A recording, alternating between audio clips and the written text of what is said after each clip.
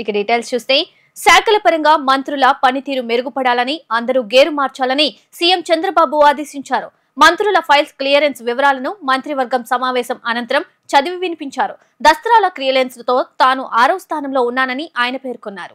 Cabinet సమావేశం అనంతరం CM Chandrababu కొద్దిసేపు మంత్రులతో మాట్లాడారు. మొదటి 6 నెలలు మంత్రుల పనితీరును అంతగా పట్టించుకోలేదన్న చంద్రబాబు ఇకపై ఎవరిని ఉపేక్షించనని హెచ్చరించారు.